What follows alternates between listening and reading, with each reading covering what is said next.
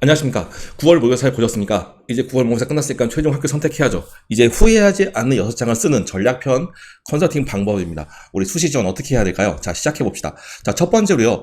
이제 6가지를 골라야 되는데 그때 얘기했습니다. 가고 싶은 곳, 딱 맞는 곳. 이렇게 선택을 한 다음에 마지막에 뭘 선택해야 된다? 구간 내에 내가 쓸 수 있는 곳까지 생각을 해봤어야 되겠죠. 그쵸? 자, 이런 기준이 되기 위해서 아래쪽에 보이는 중간 노란 줄 보이시죠? 바로 이게 무엇이었죠? 모의고사로, 한마디로 현재 수능으로 내가 지원 가능한 선인데 이번 9월 모의고사가 저 잣대가 되어야 될 텐데요. 이번에 문제가 최상위권 조금 쉽게 나왔습니다. 그리고 중위권은 오히려 좀 어렵게 느껴졌고요. 그래서 본인의 등급을 잘 조정을 해서 3모, 6모와 함께 비교하면서 위치를 정해야 될 겁니다. 그렇죠. 자, 그 다음에 그 클리크가 조정이 됐다라고 하면 이제 다음에 무엇을 해야 되냐? 자, 1, 2, 3번만 확대해서 조금만 딱 해볼게요. 내용 보시죠. 자, 이제 첫 번째로요. 무조건 일단 내가 가고 싶은 곳 하지만 내 점수로 저 끝에 있는 곳까지는 써본다라는 거죠. 그래서 저번 제일 상향을 하나를 무조건 씁니다. 그렇죠. 두 번째로요. 여기저기 저기를 다 뒤져봐도 이 학교는 맨날 가래요.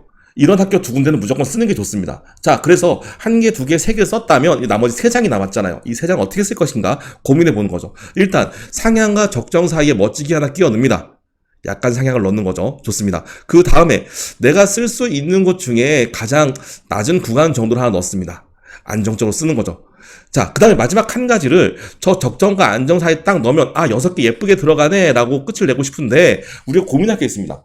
자, 만약에 우리가 6장을 다 떨어져 버렸어요. 그리고 만약에 정시를 바라봐야 될 상황이라고 하면 정시가 가능한 선은 일단 뭐 희망을 써서 올라가면 좋겠지만 일단 아래쪽에 노란 선이잖아요. 그러면 우리가 안정을 쓴 맨 마지막 라인과 저 노란 라인 사이 대학도 가고 싶은 마음이 들지 않아 썼을까요? 다 떨어진다면? 그렇기 때문에 참 아쉽게도 우리가 적정과 안정 사이에 안정을 중위권 정도 넣고 싶지만 저 카드보다는 이 카드를 쓰는 게 훨씬 더 효과적이지 않을까 생각이 드는 겁니다. 아셨죠? 자, 그래서 우리가 적정과 상향 그리고 하향 안정 등을 집어넣었는데 이럴 때 가급적이면 적정은 교과로 잡자. 그 다음에 상향 등등 여러 가지는 종합 논술로 꼭 생각을 해보자 라는 거 일단 분리를 해보고 첫 번째 고민을 해봤으면 좋겠습니다. 자, 두 번째로요.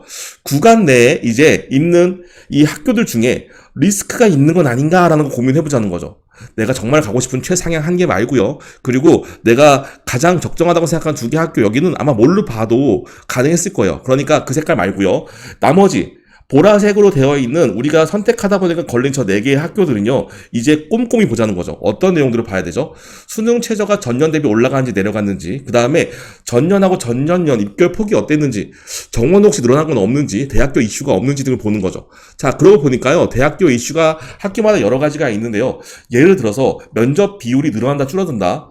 그 다음에 수능 최저가 훨씬 더 수월해진다.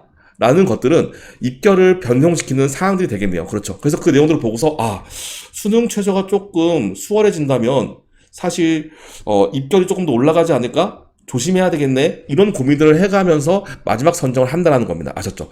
자, 이렇게 6가지 선정을 했는데요. 그 선정하는 가운데서 우리가 그래도 더 상향 위의 걸 고르고 싶다는 거죠. 그럴 때는 어떤 학교들을 골라야 되냐? 첫 번째로요. 무조건 잊지 마십시오. 가급적이면 면접을 보는 곳 그리고 면접도 많은 친구들을 선발해서 다양한 가중치를 두고 보는 곳을 지원하는 걸 추천합니다.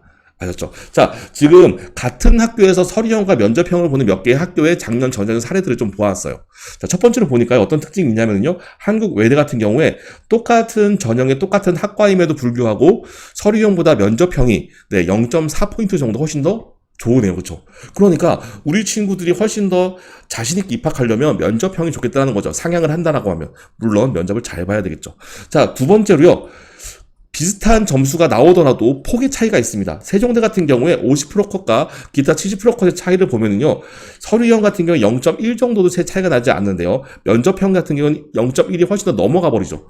자, 이런 식으로 가급적이면 면접을 보는 게 동일선상에서 낮은 등급이라도 점프가 가능할 것이며 폭도 넓어질 것이다 라는 겁니다. 자, 그런데 모두 면접을 하면 될까요? 그것도 애매할 거예요. 그래서 우리가 교과랑 종합 같은 경우에 면접이 있는 것과 없는 것, 내가 안정적으로 쓴 거라면 굳이 면접 볼 필요 없겠죠. 자, 이런 고민들을 해가면서 정확하게 고민을 하자인 겁니다. 자, 마지막으로요. 아까 말씀드렸던 수능 최저 완화라는 것은 꼭꼭꼭 바라봐 주시기 바랍니다. 자, 아래 괜찮은 뉴스에서 정말 나이스하게 만들어주신 건데요. 항상 감사합니다. 자, 고려대 학추에요. 최저 변화에 따른 합격선과 내신을 좀 점검해 본 겁니다. 자, 작년에 고대 같은 경우에는요, 수능 최저가 좀 낮아졌었어요. 그러다 보니까 2022년도와 비교해서 2023년도가 어떻게 변했나라고 봤더니요, 네, 내용들을 보니까 이과 같은 경우에 전전년보다 무려 20% 정도가 수능 최저의 충족률이 높아졌습니다. 자, 그러면 학생부 교과라던가 추천 전형 같은 경우에는 예를 들어서 우수한 친구들이 더 많이 갈 수 있겠다. 한번 등급이 낮은 친구들이 더 유리하겠다. 인 건데요. 그런 친구들이 훨씬 더, 잘 안 빠져주니까 등급폭이 좁아지겠네요. 그러면 어떻게 될까요? 네, 내신 50% 컷, 70% 컷이 더 올라가 버리는 현상이 생겨버리겠죠. 자, 그런데 보니까요, 올해 2024년도에 공학계열 같은 경우에는 수능 최저의 변동이 없습니다. 자, 그런데 아래쪽에 있는 인문계의 경우에 어떻게 되어 있죠? 3합 6에서 3합 7로 변경이 됐네요. 그렇죠. 그렇다라는 건 올해 고대를 지원하는 문과 친구들 같은 경우는 어떤 변화가 있다? 네, 가급적이면 안정적인 지원을 하는 게 낫지 이 부분에 상향 지원을 하면 위험할 수 있다라는 걸 볼 수 있겠죠.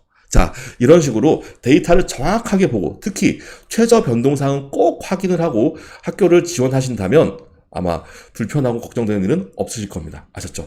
자, 지금까지 4번에 걸쳐서 2024학년도에 입시는 어떻게 될 것인가? 그 다음에 기본편으로 우리가 이 데이터들, 그 다음에 6개 학교들을 어떻게 바라봐야 될 것인가?